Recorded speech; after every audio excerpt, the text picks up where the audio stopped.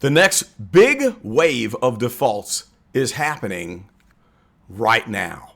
Let's break it down and talk about the current condition of the market and the reasons why we are seeing blood in the streets.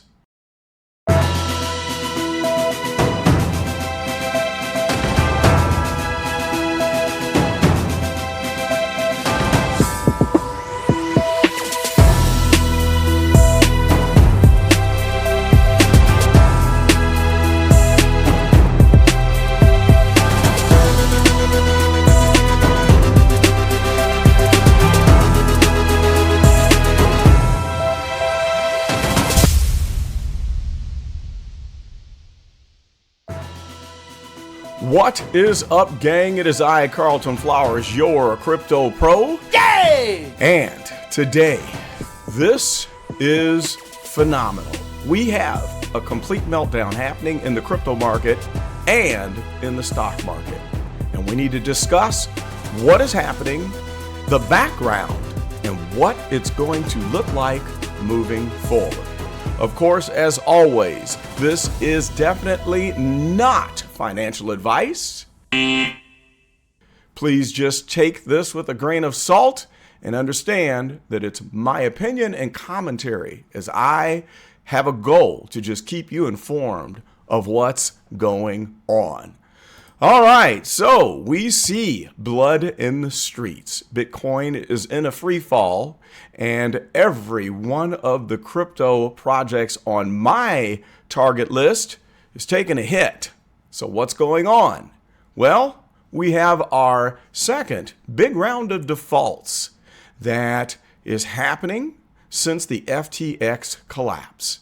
And this one is centered around the Silvergate Bank. So what's going on with Silvergate? Well, of course, we all know by now that Silvergate Bank has announced that it is shutting down. And today, when the news hit that they are going to liquidate all of their assets, the stock market and the crypto market took a major hit and continues to bleed. So Silvergate is going to shut down and repay the depositors and shut the doors permanently. So why is Silvergate such a big piece of the puzzle? That's what we need to cover today. So let's give a little bit of background on Silvergate Bank. I wasn't really aware of how big a piece of the puzzle Silvergate Bank was to the crypto sector until here recently, when I started to look into this liquidation and collapse and shutdown of this bank. What makes Silvergate Bank different than all of the other banks is the fact that they decided to run 24 hours a day, 7 days a week, unlike most banks that operate Monday through Friday and shut down at 5 p.m. Now, in order to buy cryptocurrency, you've got to onboard your USD up to an exchange and make a bank transfer. Well, that's not possible without Silvergate Bank. If you're not running that transaction during a weekday between banking hours, it would not happen. And that's why Silvergate is such a major piece of the puzzle that allowed the crypto market to explode.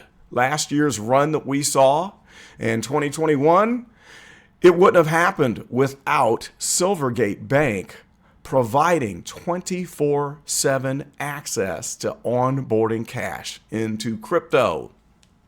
Well, during the year 2022, the Silvergate Bank's own exchange, which is called Silvergate Exchange Network, or SEN, handled over $1 trillion in cash transfers for the cryptocurrency sector. That's a lot of money.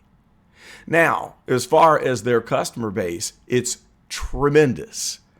They had 850 digital asset customers.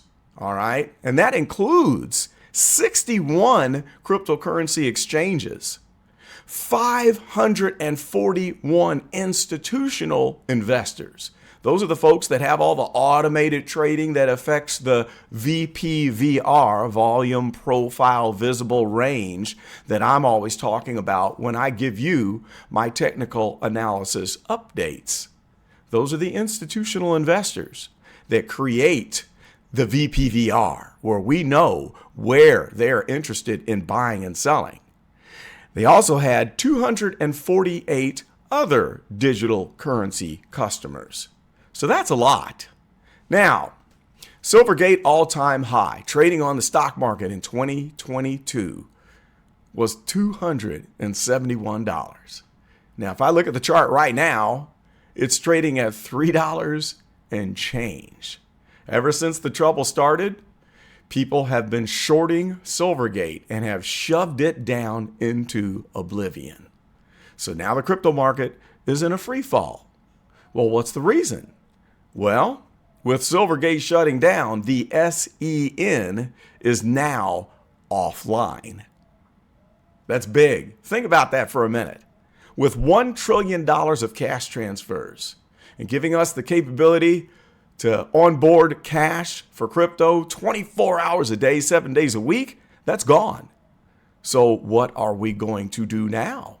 Without that ability and availability of the SEN 24 hours a day, how are crypto transactions going to go forth?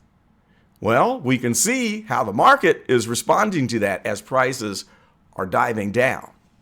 So without the SEN, money flow outside of banking hours isn't possible.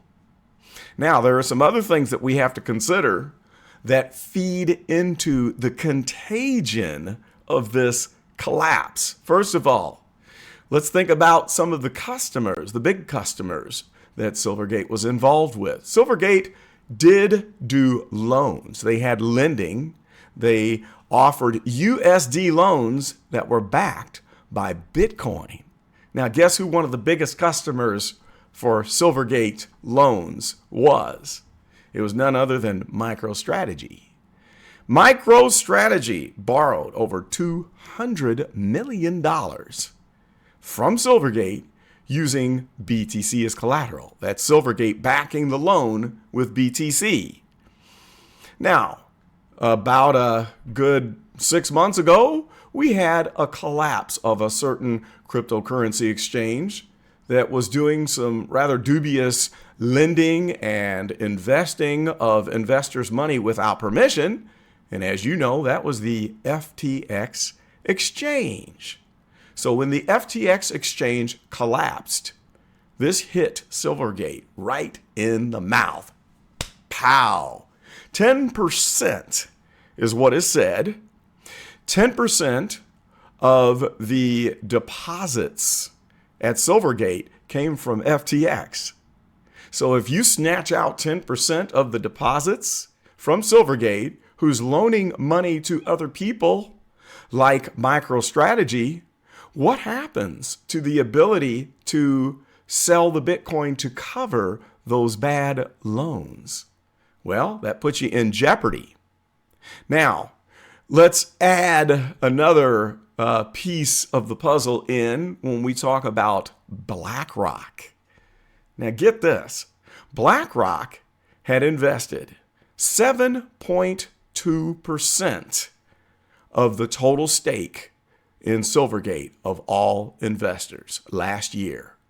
So a 7.2% chunk of this huge bank that was responsible for $1 trillion of the cash transfers that backed up the cryptocurrency market is now gone.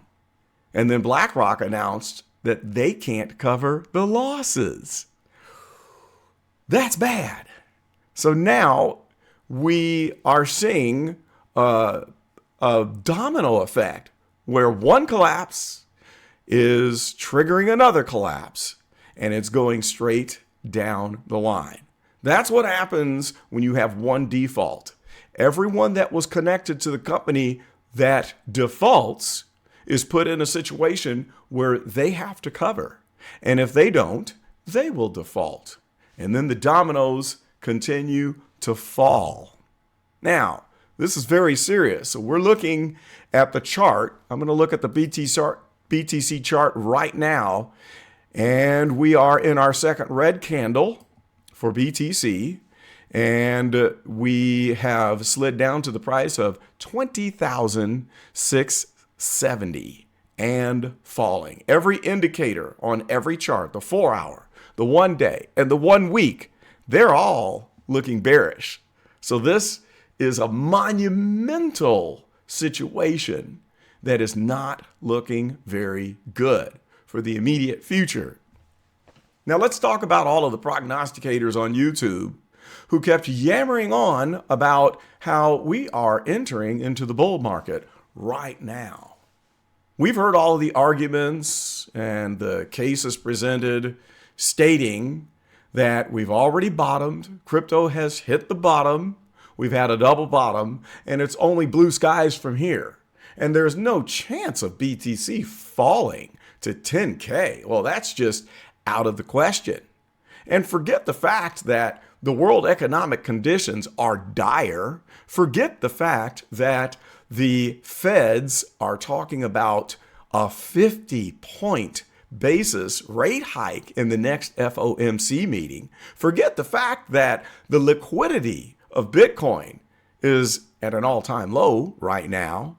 Oh, we're just going to go shooting straight into a bull market. The question I've been answering all along is, where is the money going to come from to vault Bitcoin to new all-time highs and start a bull market right now when the current situation that we see worldwide is in dire straits economically? I don't know. Well, now I can kind of tell you that when people say that anything can happen, black swan events that can change the whole scope of the market and change the outlook in the blink of an eye, now you can understand how that is possible, how it could be possible for Bitcoin to drop down to 10K. Now, will it drop down to 10K? I don't know. I really don't know. But I will tell you this.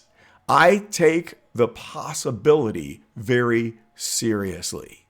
I've said it all along that anything can happen, that there were many pieces of this puzzle that were just too shaky, considering the Tether FUD, considering the fallout of FTX, considering the inflation rate out of control, considering the FOMC meetings changing the outlook for the future of rate hikes, which we have just seen.